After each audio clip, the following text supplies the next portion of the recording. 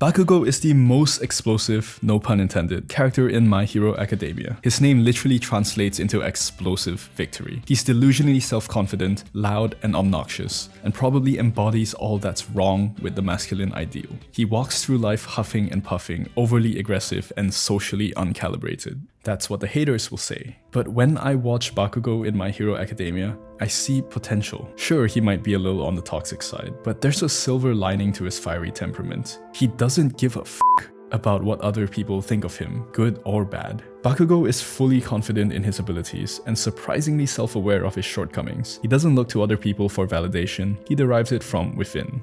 He knows what he wants, and nothing and no one will stop him from chasing his dreams. And I think that's one of the best things about him as a character. Caring too much about what other people think is something I struggled with for the longest time. I remember back in grade school, I used to be this kid with boundless confidence. I would wake up in the mornings and not even brush my hair and just go to school. Like, I wasn't smelly or anything. I just didn't really care about how I looked to other people. And all my classmates used to make fun of me for this for years, saying that my hair was so messy, it looked like a bird's nest. But I didn't care. I was so delusionally confident in myself that I laughed along with them. And that got me pretty popular back then. I had a ton of friends, girls liked me, times were good. Then puberty hit, and I don't know what happened, but my confidence just went away. It just disappeared overnight, pretty much. Must have been the hormones or something. But I went from this popular, outgoing kid with a ton of friends to this introverted, extremely self-conscious and lonely guy. I literally sat alone every day eating lunch as fast as I possibly could so I could run back up to class and hide. Man, I used to be so self-conscious that I used to forget how to walk like a normal human being if the girl I liked was walking behind me. Can you imagine being so stuck in your head that you forget how to walk? And I didn't understand it at the time, but being so utterly self-conscious of what other people were thinking about me back then took so much of my experiences growing up away from me. Because when we care too much about what other people think of us, we stop living for ourselves and start living for them. What this means is that we stop doing the things we want to do, or don't even try, because we're so afraid of being negatively judged by our peers. So what ends up happening is that we become socially anxious, always on high alert, just trying our best not to do anything dumb, get laughed at, and get labeled as an outcast. That's no way to live. Every single one of us that has gone through puberty has experienced some level of social anxiety at some point in our lives. I don't care if you were the most popular kid in your school or the biggest nerd in your class. We all know what it's like to be a little self-conscious around other people, be scared to talk to that girl we like, and be too afraid of speaking our minds sometimes because what if people think I'm dumb? So in this video, we're gonna talk about the one thing we can all do to fight back against social anxiety, reclaim our lives, and stop caring so much about what other people think of us, just like Bakugo.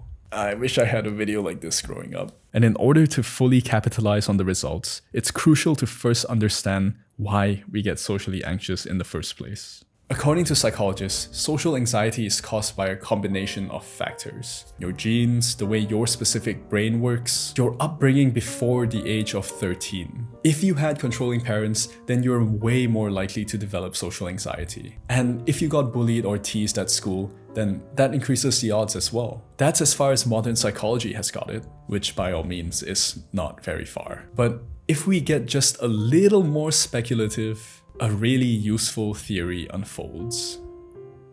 According to evolutionary psychologists, social anxiety is our brain's response to threats to our position in society. What does that mean? Because humans are social creatures, we tend to automatically and subconsciously organize ourselves into hierarchies. You know how in school you have the popular kids, the regular kids, and the unpopular kids, roughly speaking. The popular kids are gonna be at the top of the food chain because they're popular. Everyone likes them. People are more willing to do things for them. The unpopular kids, on the other hand, are gonna be near the bottom. They don't get invited to parties. No one really wants to be associated with them, etc, etc. Where we stand in this food chain or social hierarchy is our position in that society. And when our position in it gets threatened by, maybe we say something embarrassingly dumb, or someone flushes our head down a toilet, then that's when social anxiety will first strike.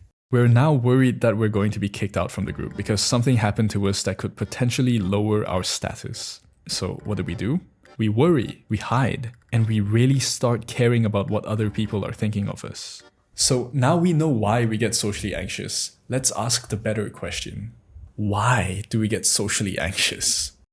Well, if you think back to the time where humans used to wander the earth in small tribes, about 100,000 years ago, then being a part of the tribe meant you had access to shared resources like protection, food. As long as you played your part and people liked you, you were in. But if one day your tribe decided, hey, this guy, get him out of here, then well, you were out. And it was you, alone, with no food, against the blistering cold and about 1,000 different things that want to eat you.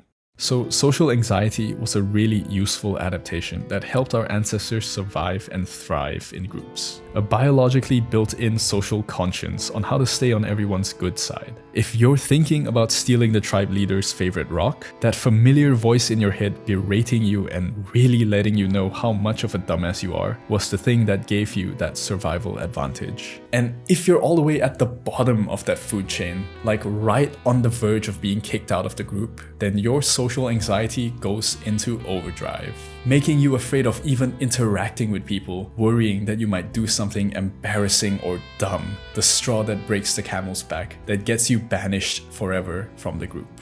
Of course, the problem with our social conscience is that we don't live in small tribes and wander the Serengeti anymore. Getting kicked out of our friend groups in school sucks. But it isn't the same literal death sentence it was to our great ancestors. But our brains don't know that. Social anxiety evolved in us over millions of years, going back to the time where we were still swinging from trees. And the safe, tame world that we know today has really only been around for less than 300 years. So our brains haven't had nearly enough time to adapt. Knowing this, how do we stop our social anxieties? How do we stop caring so much about what other people think of us? I'm gonna give it to you straight. No sugarcoating, no hopium, just the plain, unfiltered truth that you probably don't want to hear. You have to raise your status. Other content creators or self-help gurus will probably tell you things along the lines of, oh, you gotta think more positively, man. Go talk to 10 girls a day to boost your confidence, something like that. And while that kind of thing might actually help you in the short term, the problem with all that is it's like giving painkillers to a cancer patient. They still have cancer. Remember we talked just now about how social anxiety affects the people in the lowest rungs of society way more?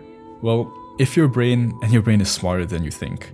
So if your brain thinks that you're of low social status and on the verge of getting kicked out of your tribe, then no amount of convincing, positive thinking or talking to girls is gonna help you feel less socially anxious. But improving your status, climbing back up that social food chain, that's what will save you. And you can improve your social status in 3 main ways: looks, money, and influence.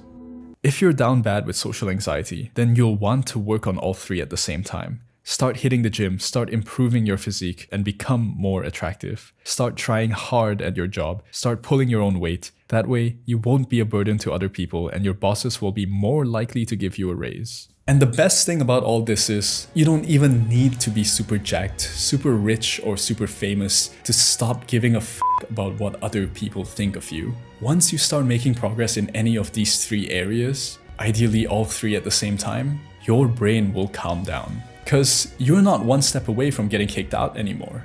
You're 2 steps, and then 3 steps. Slowly but surely, you will climb the social hierarchy if you really try. And after a while, you won't even remember what it feels like to care about what other people think of you anymore, just like Bakugo. If you found any value in this video at all, then why not take half a second to drop a sub? And if you really want to stop your social anxiety dead in its tracks, then what will really help is getting people to respect you. And if you want to learn how to do that, then I got a video for you right here on how exactly to become more respected by other people. So click on that and make what you learned here 10 times more valuable, and I'll see you there.